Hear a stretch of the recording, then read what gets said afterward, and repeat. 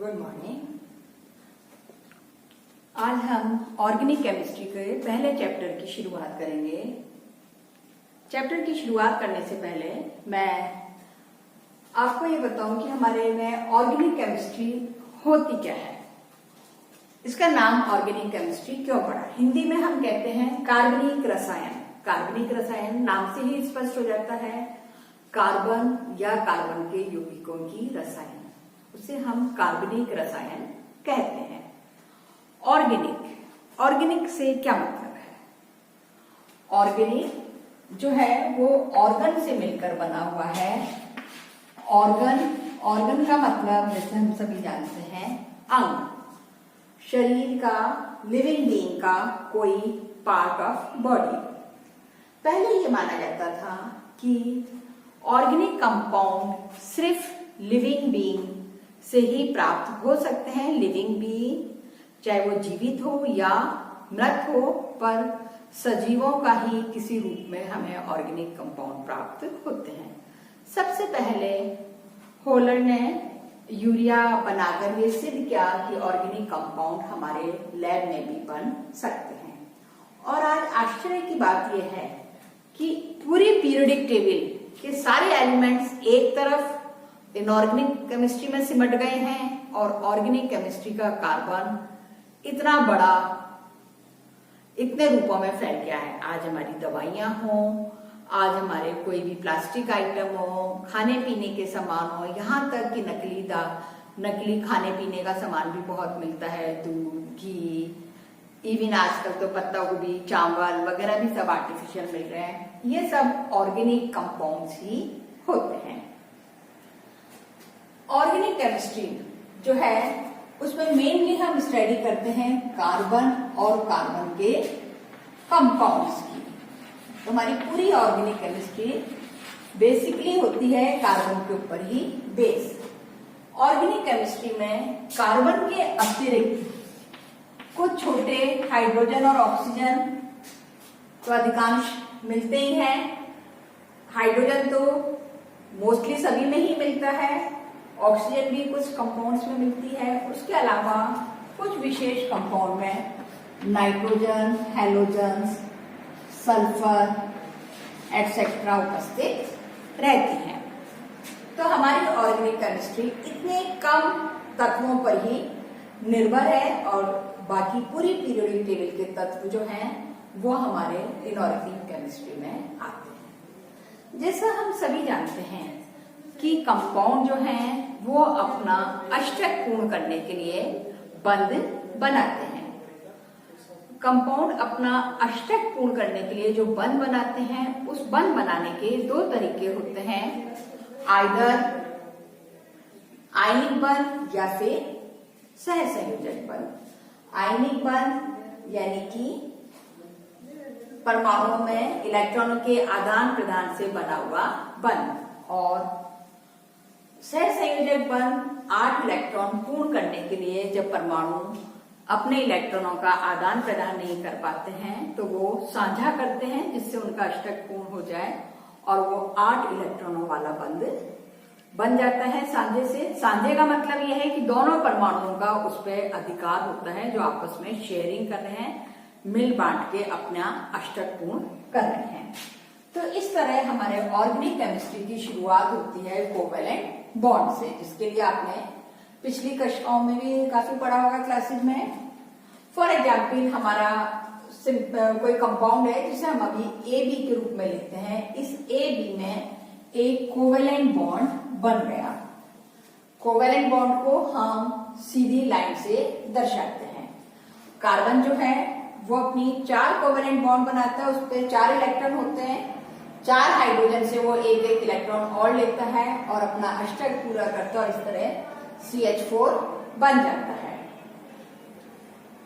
यानी कार्बन जो है वो अपनी इस तरह आपस में वो कार्बन कार्बन 2 परमाणु भी जुड़ जाते हैं कार्बन के, और बाकी अपने 3 किसी अन्य ग्रुप से जुड़े रहते हैं। इस तरह अपना कार्बन कार्बन चेन ग्रुप में भी कंपाउंड बना लेता है, जो बहुत आगे तक चलती जाती है। अब तो हमने अभी बंध बना लिया, कि कार्बन कार्बन आपस में साझा करके या हाइड्रोजन के साथ ऑक्सीजन के साथ साझा करके सह संयोजक बंध बना लिया। अब बंध बना लिया है मीन्स केमिस्ट्री शुरू हो गई। पहली तो हमारी केमिस्ट्री की शुरुआत होती है कि बंध बनाए। अब बंध बनाने के बाद अब हम और आगे केमिस्ट्री शुरू करते हैं तो हमारी बात होती है बंध को तोड़ना, कि अभी हमने बना लिया कोवेलेंट बॉन्ड, अब इस बंध को हम अगर तोड़ें तो तोड़ने का जो है, उस तोड़ने के आधार पर ही हमारा आज का पहला टॉपिक डिपेंड करता है mechanism of organic reaction. Organic अभिक्रियाओं की क्रियाविधि कि ऑर्गेनिक कंपाउंड कैसे अभिक्रियाएं करते हैं। ऑर्गेनिक कंपाउंड जो हैं उनमें जब ये बंध टूटता है तो बंध टूटने के जो ए बी के बीच में बंध टूटा, इसके दो तरीके हो सकते हैं जिन्हें हम समांश विखंडन या विषमांश विखंडन कहते हैं। Homolytic cleavage and heterolytic cleavage means A और बी के बीच में जो बंध है जो दो इलेक्ट्रॉनों के सांझे से बना हुआ है। एक स्थिति तो ये हो सकती है कि ए और बी दोनों ही अपना अपना इलेक्ट्रॉन लेकर पृथक हो जाए। ए के पास अपना इलेक्ट्रॉन आ गया, बी के पास अपना इलेक्ट्रॉन आ गया, इसको हम बोलते हैं समांश विखंडन। समांश विखंडन से हमें जो उत्पाद प्राप्त होता है उसे हम कहते हैं फ्री रेडिकल या मुक्त मूलक।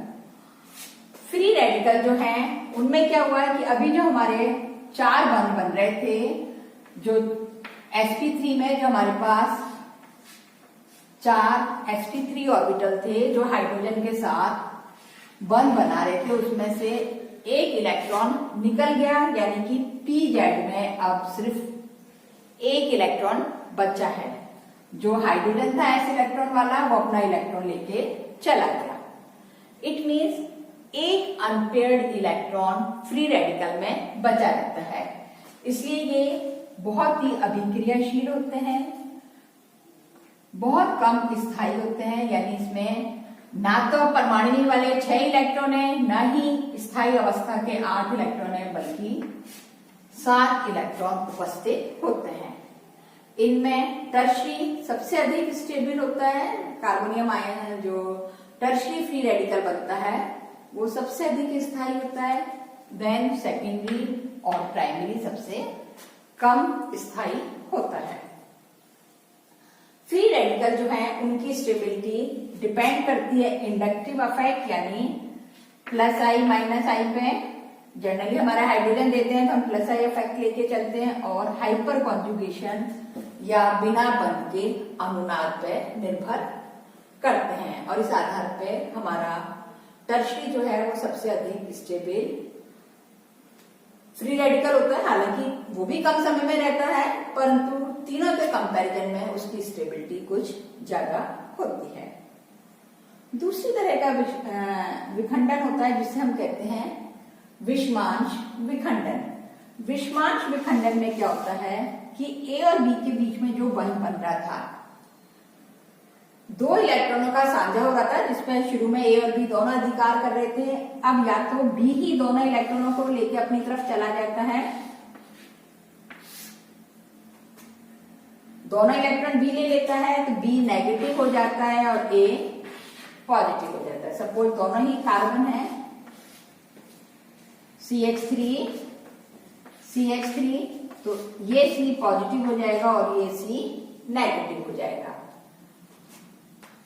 अगर A दोनों इलेक्ट्रॉन ले ले तो A नेगेटिव हो जाएगा और B पॉजिटिव हो जाएगा। तो इस तरह हमें एक पॉजिटिव और एक नेगेटिव प्राप्त होते हैं। इन्हें हम जब पॉजिटिव कार्बन प्राप्त होता है तो उसे हम कार्बोकैटायन कहते हैं, और जब नेगेटिव कार्बन प्राप्त होता है तो उसे हम कार्ब एनायन या कार्ब ऋणायन कहते हैं। इसे कार्ब धनायन या कार्बोनियम आयन भी कहते हैं। जैसे कार्बोकैटायन का example CH3 positive, C2H5 positive etcetera. इसमें भी टर्शरी अधिक स्टेबल होता है, then secondary and then primary. और सबसे छोटा अगर हम लें तो CH3 और भी कम स्टेबल होगा। इसमें जो पीजेड ऑर्बिटल था उसके दोनों ही इलेक्ट्रॉन, एक तो s ले ही गया था फ्री रेडिकल में, इसका दूसरा भी चला जैसा है, यानी कि बाकी तो ये हाइड्रोजन के साथ जैसे बंध बनाए हुए थे वैसे ही हैं, परंतु इसमें कोई भी इलेक्ट्रॉन नहीं है पीजेड में, इसलिए ये पॉजिटिव हो जाता है। इसको हम कार्बोनियम आयन इसलिए कहते हैं क्योंकि जिस तरह पॉजिटिव के लिए हम अमोनिया के लिए हम अमोनिया से बने हुए कंपाउंड्स को अमोनियम कहते थे, उसी से इसका नाम पड़ा था कार्बोनियम आयन, परंतु अब हम इसे मोस्टली कार्बोकैटायन ही यूज करते हैं। अगर कार्बन दोनों ही इलेक्ट्रॉन अपने पास रख ले यानी कि C नेगेटिव हो जाए तो इसे हम कार्बो एनायन कहते हैं। अधिकांश ऑर्गेनिक रिएक्शन में कार्बोकैटायन बनता है।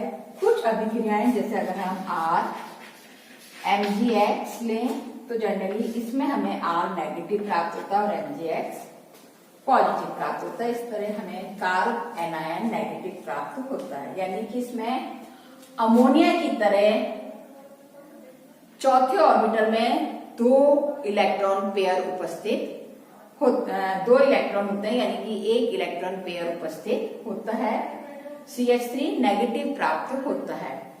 इसमें स्टेबिलिटी का क्रम जो है वो फ्री रेडिकल या कार्बोकैटायन से उल्टा होता है, यानी कि इसमें प्राइमरी सबसे अधिक स्टेबल होता है बजाय सेकेंडरी और टर्शरी से। इसमें प्राइमरी सबसे स्टेबल होता है, सेकेंडरी और टर्शरी कम स्टेबल होते हैं।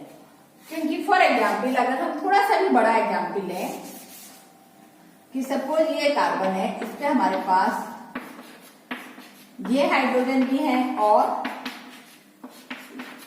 ये 6 हाइड्रोजन है। हाइड्रोजन जो है वो अपने इलेक्ट्रॉन देता है +I के मारे, तो कार्बन के पास हमारा नेगेटिव चार्ज बढ़ता जाता है।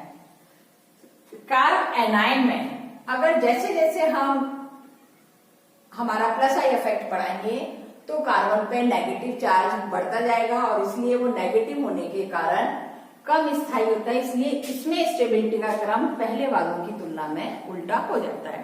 तो इस तरह समांश और विषमांश विखंडन से हमारी ऑर्गेनिक की शुरुआत होती है कि कार्बन या तो पॉजिटिव बनेगा या नेगेटिव। अब कार्ब कैटायन, कार्ब एनायन या फ्री रेडिकल बनने के बाद अणु किस तरह अभिक्रिया करते हैं वो हम नेक्स्ट देखेंगे। Thank you.